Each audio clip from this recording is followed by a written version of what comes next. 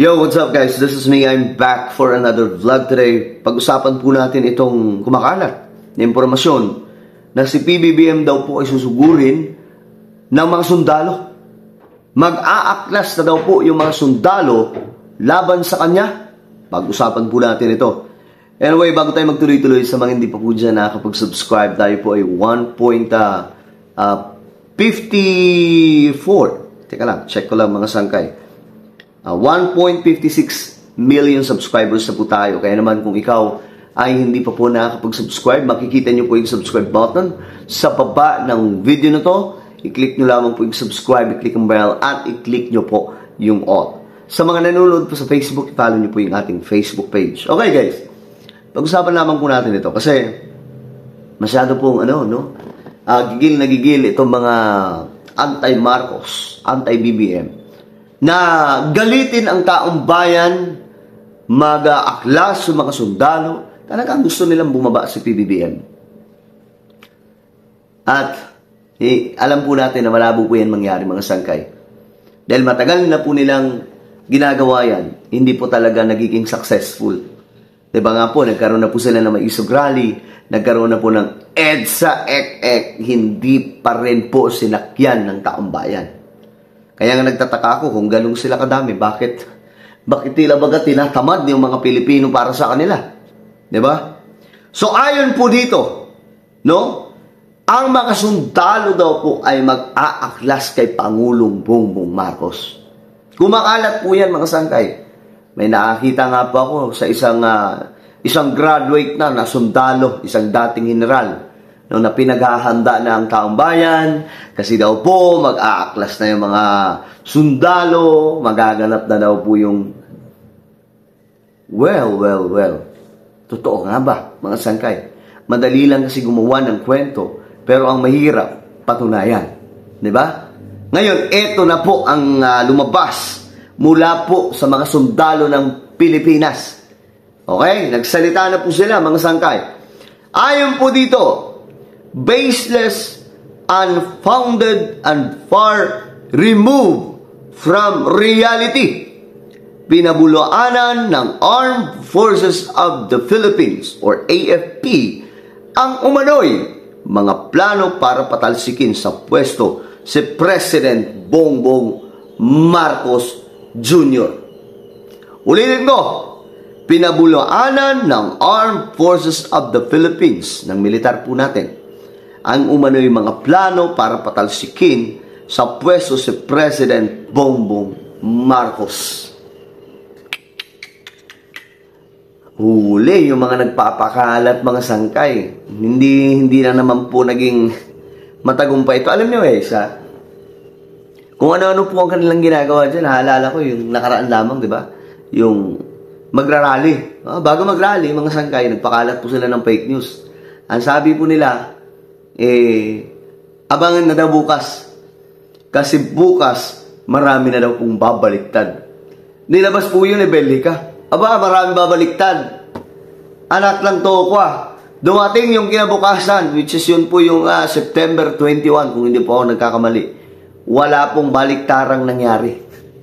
Nagmukha po silang katawa-tawa, mga sangkay. Diyos mio marimar. Diba? Nagmukha po silang katawa-tawa.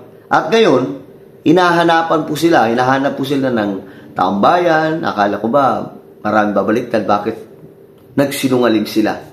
So, lahat ginagawa kasi talaga ngayon nitong mga loko para po pabagsakin ang ating gobyerno.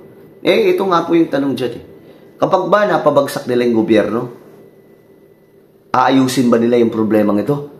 Baka ang mangyari dyan, mga sangkay, itong mga ganitong sistema, ganitong kalakaran.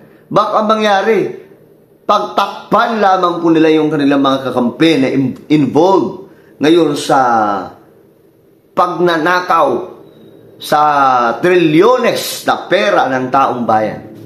Diba? Baka magtakipan lang po yung mga yan, mga sangkay. Kasi, kahit nga po si PRRD, na napakatapang na naging pangulo, diba? Walang nagawa sa sistemang to. Kailangan pang umabot kay Pangulong Bongbong Marcos para lamang po marisulba, mga sangkay, ang problemang ito at mabuking lahat. Nakita niyo naman mga sangkay, kung tutuusin, pwedeng itago yun ni PBBM dahil kasiraan po yan ng kanyang administrasyon. Diba? Kasiraan po yan ng kanyang sariling administrasyon. Pero anong ginawa ni Pangulong Bongbong Marcos?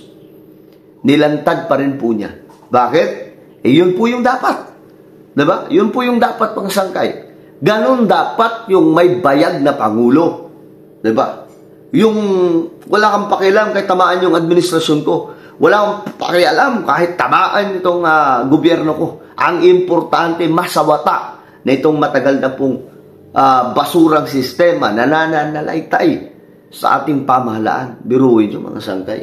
Naglalabas mula po sa GAA ng malaking budget para po sa mga proyekto. I'm not talking only for flood control projects, but we are talking about the whole project from DPWH. Diba? Biruin nyo, naglalabas na malaking pera. Tapos hindi inaayos. Mga tulay, kakalsadahan, flood control, at marami pa pong iba. Tapos hindi inaayos yung pagpapagawa. Substandard, may mga ghost projects. Ninanakaw ang pera ng taong bayan. Tapos yung mga pangulo na dumaan, wala pong in-expose. Kailangan pa pong umabot kay PBBM. Malas nila. Mga sangkay, naging presidente si BBM Doon lamang huminto ang kanilang mundo ngayon, mga sangkay. Diba? Nakahinto yung kanilang pagkakasino. Nakahinto yung kanilang mga kalokohan. At wala tayong malay ngayon kung hindi po nagsalita si BBM. Kung hindi nagsalita si BBM ngayon, walang rally na nagginawa. Diba?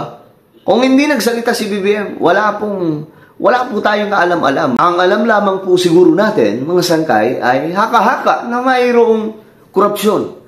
Pero yung tipong parang personal knowledge mo na, alam mo na yung sistema, mga sangkay ng nakawan sa ating pamahalaan mula sa kaban ng bayan, di po natin talaga alam yun Tanging si Bongbong Marcos lamang ang nagsalita, mga sangkay, para po matuldukan na po itong, tagal na po matagal na po itong nangyayari. Sabi ko nga mga sangkay, alam niyo, ang ganda-ganda ng Pilipinas, no? Ang ganda-ganda pala ng ating bansa kung ang budget na pupunta sa maayos na mga proyekto, na ipapagawa ng maayos sa mga projects. Kita niyo yung mga kakalsadahan natin, mga sangkay, di ba? Maayos po sana yan. Kung ang mga proyekto ay ginagawa ng tama. Di po ba? Mga sangkay, nakakalungkot man, pero yan po ang realidad. Ngayon, ayon po dito, mula po sa Armed Forces of the Philippines, efforts to link the AFP, ayan mga sangkay, para daw po sumali dito sa sinasabing ginagawa nitong mga DDS. Ito lamang po ay attempts na maglagay ng dibisyon sa Pilipinas. Cast doubt on our leadership, sabi dito, derail the president's fight against corruption. Mga sangkay.